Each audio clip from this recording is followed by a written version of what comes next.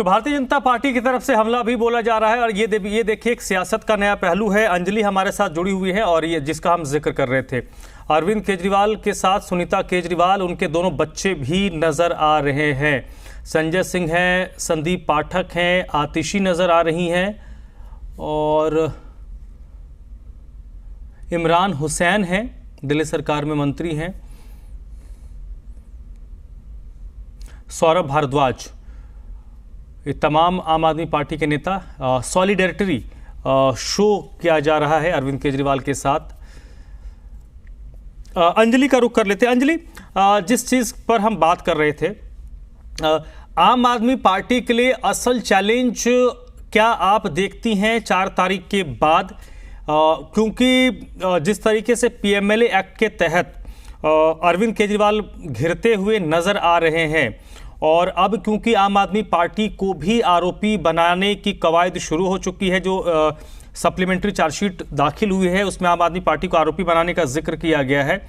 ऐसे में अगर अरविंद केजरीवाल लंबे वक्त तक जेल में जाते हैं, जिसकी संभावना से आप इनकार नहीं कर सकते, क्योंकि मनीष सिसोदिया देखिए तकरीबन 15-16 महीने हो गए वो जेल में है। ऐसी स्थिति में आम आदमी पार्टी का भविष्य क्या आप देखते हैं कि 4 तारीख के बाद और भी मुश्किल होने जा रहा है? क्योंकि पार्टी को इसी तरीके से थामे रहना एक बड़ी चुनौती होगी। बिल्कुल, देखिए जो मामला चल रहा है, चूंकि पीएमएलए कोर्ट में ये सारी सुनवाई चल रही है और ऐसे मामलों में अमूमन ये देखा गया है कि बेल मिलना इतना आसान नहीं होता। तो जैसा आपने जिक्र किया, मनीष सिसोदिया हो या अन्य कई ऐसे आरोपी जो उस मामले में हिरासत में है, पुलिस की गिरफ्त में है, जेल में है, इन तमाम लोगों को जब तक ईडी अपोज करती रहेगी तो बेल मिल पाना बहुत मुश्किल हो जाता है।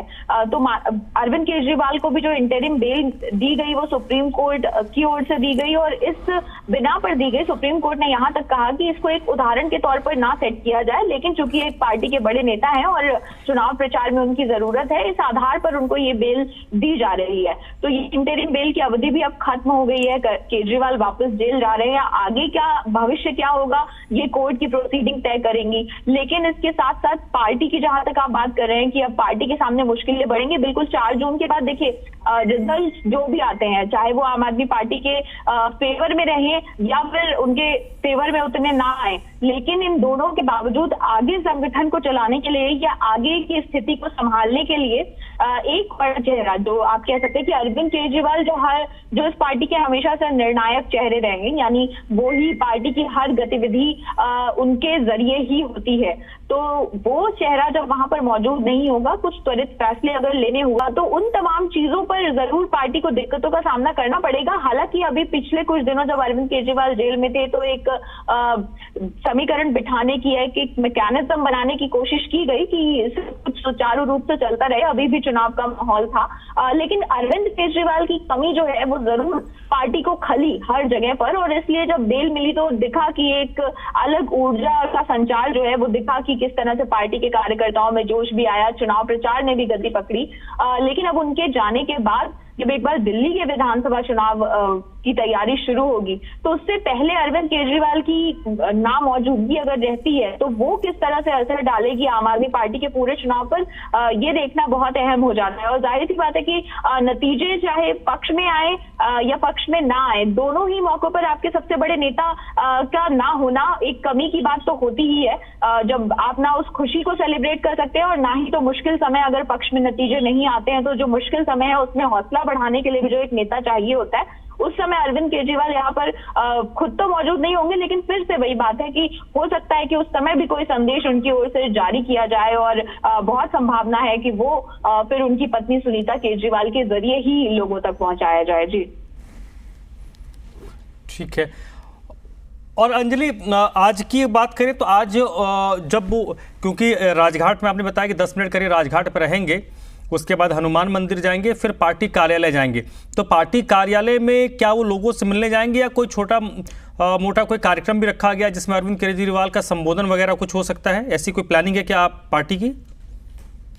बिल्कुल ऐसी योजना जो है वो जरूर आम आदमी पार्टी की ओर से रखी गई है कि एक तमाम यहाँ पर जो लोग इकट्ठा होंगे, आम आदमी पार्टी के कार्यकर्ता जो इकट्ठा होंगे, उनके बीच में किया जाए। और जाहिर सी बात है अरविंद केजरीवाल की राजनीति देखिए कि वो जब जेल जाने से पहले वो जरूर एक कोई संदेश अपनी पार्टी को देकर जरूर जाएंगे। तो सबसे अहम दरअसल अब ये वक्तव्य ही हो जाता है कि अरविंद केजरीवाल जब जेल जाएंगे तो उससे पहले आखिर वो क्या कुछ कहकर जाते हैं, क्योंकि जो पार्टी दफ्तर में तैयारियां समझ आ रही हैं तो ये भी दिख रहा है कि यहाँ पर संबोधन के लिए भी तैयारी जो है वो की जा रही है। गाड़ियों का एक काफिला भी जो है वो तैयार किया जा रहा है। तो हो सकता है कि कुछ वैसी भी तस्वीर देखने को मिले।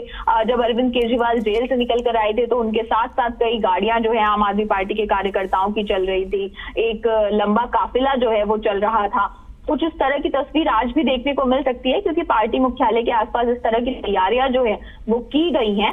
और साथ ही साथ हम कह रहे थे कि एक मैसेजिंग की बात, जो आप अपने नेता के साथ तो खड़े ही हैं, लेकिन वो जब जेल में जाने से पहले क्या कुछ कहकर जाएंगे अपने कार्यकर्ताओं को, उनके बीच में क्या संदेश छोड़कर जाएंगे, तो इन तमाम चीजों की तैयारियां भी जो है वो पार्टी दफ्तर पर नजर आ रही हैं। और अब इंतजार जा रहा है कि अरविंद केजरीवाल जब एक बार हनुमान मंदिर से दर्शन करके पार्टी मुख्यालय पहुंचते हैं तो यहाँ पर अपने कार्यकर्ताओं के बीच में वो क्या कुछ बातें जो हैं वो रखते हैं। जी